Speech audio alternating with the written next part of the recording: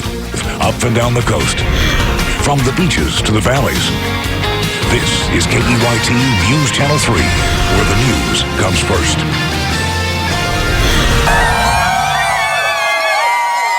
This is a wonderful day for equality. It's a great victory, and it's a victory for love. A historic day for gay rights. The Supreme Court decides that every state must allow gay people to marry. Plus this.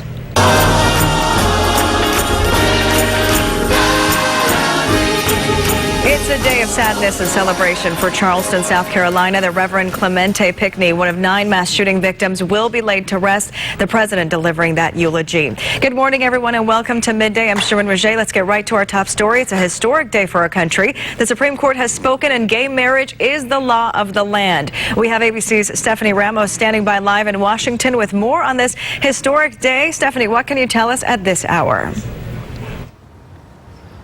In a historic decision, the United States is now a nation where gay people can get married. The Supreme Court ruled today gay and lesbian couples across the country have a constitutional right to marry. The 5-4 decision brings an end to an extensive combative battle, which many have called the defining civil rights challenge of our time.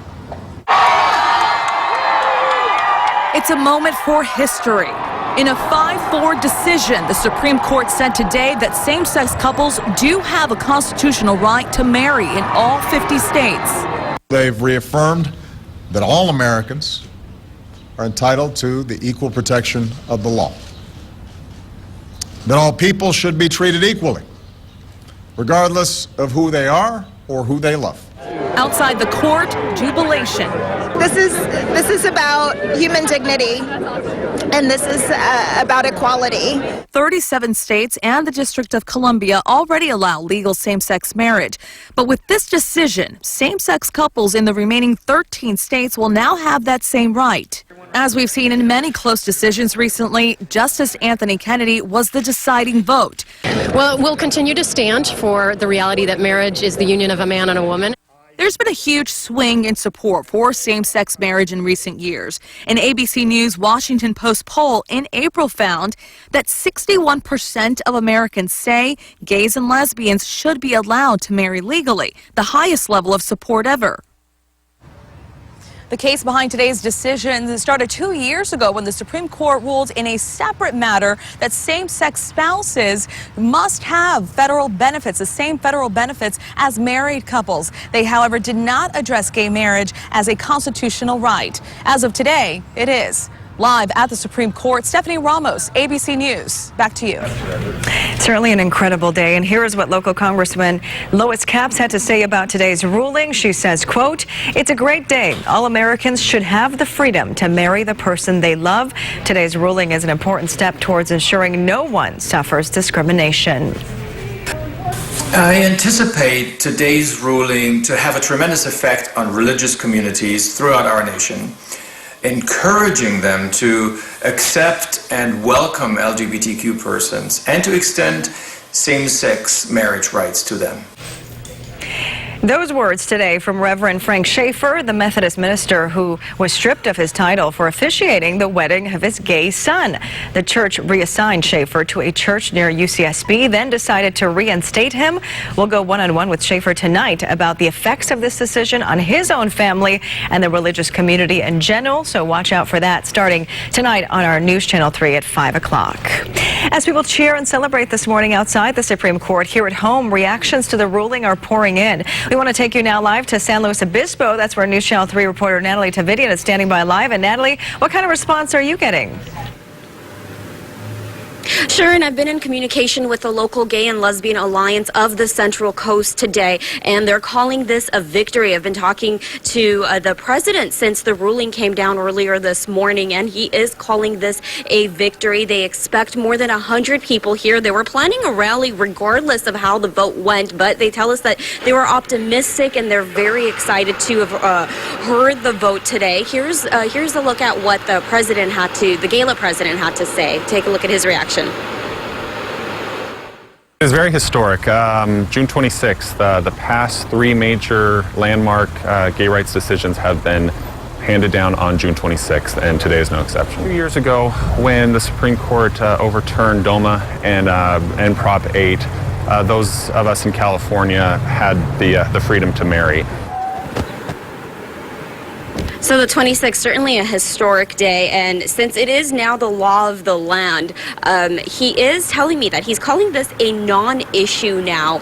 And today, he says that for Californians, it doesn't change much for Californians in the state, but he does tell me that he knows of a lot of couples that were in limbo if they left the state of California and went to a different state where a marriage was banned for same-sex couples. So again, today there will be a rally behind me. The gala expects about 100, 150 people, maybe even more. So that starts at 5 o'clock this evening. Live in San Luis Obispo, Natalie Tavidian, News Channel 3.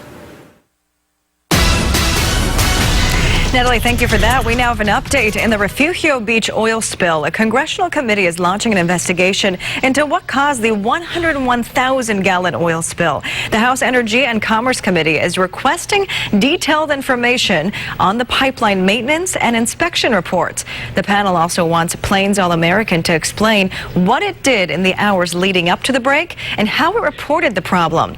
The spill blackened our beaches, of course, created a 9-mile oil slick last month. The Texas company faces criticism that it took too long to notify federal officials after the spill. We have some good news, though. It's been over a month, but El Capitan State Beach finally back open today. It's one of the 2 state beaches hit the hardest from the May 19th oil spill. News Channel 3's Victoria Sanchez is standing by live with more on today's opening. Tori?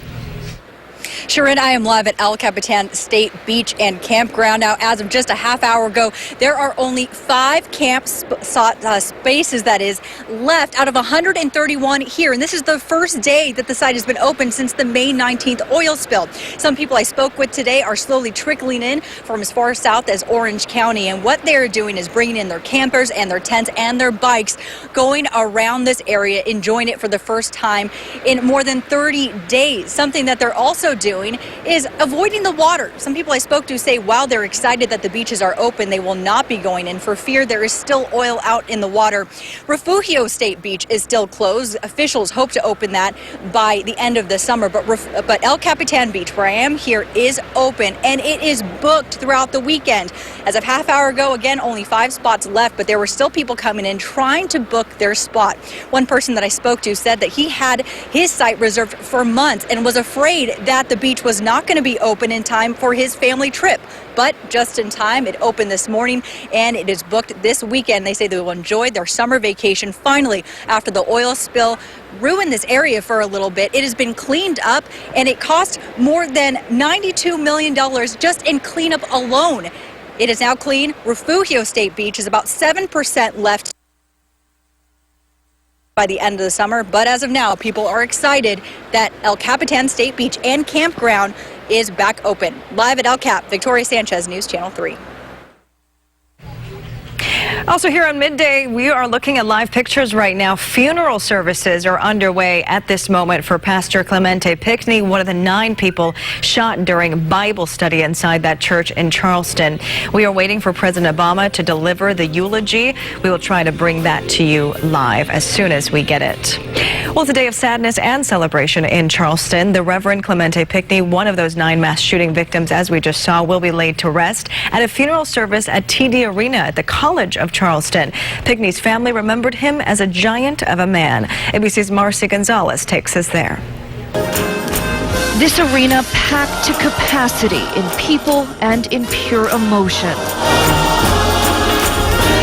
5,000 seats filled and even more loving words shared about the pastor who dedicated his life to his community and his faith and died in last week's massacre inside the church he so proudly led. We're grieving, we're hurt, and we believe that if we were here, we could just grieve together.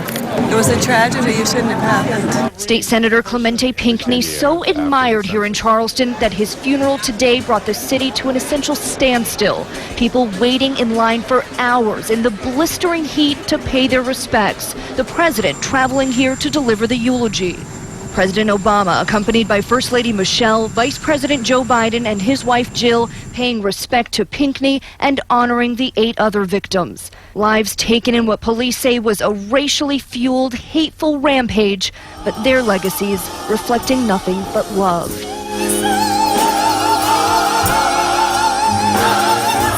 And that love is so evident here outside of the church. Volunteers are handing out water. And while security is very tight here, police say there have been no problems reported. Marcy Gonzalez, ABC News, Charleston, South Carolina. Again, we will check back in with President Obama as soon as he hits that podium. Also this morning, we've been following developing news of a terror attack in France. One person has been beheaded, 2 others injured in an attack on a factory in southeastern France there. The French Interior Ministry says police have arrested a suspect who had been in contact with Muslim fundamentalists. The suspect had been under police surveillance. French President Francois Hollande says that it's a pure terrorist attack. A severed head was found at the site along with Islamist flags and writings. President Hollande said that the attack must not be allowed to create divisions in French society. And it doesn't stop there. In Tunisia today, a pair of gunmen killed at least 37 people and injured 36 on a Tunisian beach. It's the latest attack on the North African country's key tourism industry. That's according to the Interior Ministry. There were no details about the nationalities of the victims. And yet another attack in Kuwait, where ISIS is claiming responsibility for what it called a suicide bombing at a Shiite mosque in the capital of Kuwait. At least 25 people are reported dead. 202 are wounded. The Kuwaiti Justice and Islamic Affairs Minister said the attack, quote, a terrorist and criminal act that threatens our security and targets our national unity. Well, a sightseeing plane carrying 9 passengers crashed into a cliff in Alaska, killing everyone on board. The plane crashed against a granite rock face about 800 feet above a lake. Federal officials say the weather is hampering recovery efforts. The 8 passengers were from the Western Dam cruise ship, which left Seattle on Saturday for a 7-day round-trip cruise. Authorities are looking into why that plane went down. New on midday, a new lead in the New York prison break. In a press conference that just wrapped a short time ago, we are learning that authorities have collected evidence that the suspects may be headed to Canada. Police say that they have a high degree of confidence in this conclusion, but cannot release details at this time to not jeopardize their investigation. They indicate that residents will still continue to see a strong law enforcement presence, especially in the city of Belmont. More than 1,100 officers are working to find David Sweat and Richard Matt, who escaped the Clinton Correctional Facility more than 3 weeks ago. Well, the 17th annual Relay for Life event is taking place this weekend in Santa Maria. The annual event has raised over $2.5 million for the American Cancer Society. So far, the 24-hour event features teams that are made up of families, friends, businesses, and other organizations. It will once again be held at the Elks Unocal Event Center. We don't close our doors to anybody. We want everybody to come out. You can bring your children, relay, walk for an hour, walk for 2 hours. Among the teams taking part will be one from our sister station, KCOY. The Relay for Life will begin tomorrow at 10 a.m. It's definitely a great event. In case you weren't able to make it to the blood drive yesterday, you have another opportunity today. Zodos Bowling and Beyond in Goleta is having a blood drive. As long as you're at least 17 and in good health, you can donate blood between 1 p.m. and 7:15 p.m. Donate today and receive 30 minutes of free bowling, even a discount on Beats Pizza. Remember, just 1 pint of blood can save up to 3 lives. For more information, go to our website. That's KEYT.com. Well, still to come, get ready, Harry Potter fans. One of J.K. Rowling's most beloved characters is taking center stage in London. We'll have more details next. And what a beautiful day we have. The sun is out and shining. Will it continue through the weekend? Your full forecast is next. Stay with us.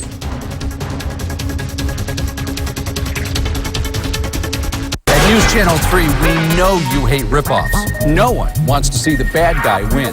When you hear about cover-ups and wasted tax dollars, you want something done about it. And that's why I'm here. He's tracked down scams, saved homes and jobs, uncovered waste, and gotten hundreds of thousands of your dollars back. He's CJ Ward, the only investigative reporter on local television.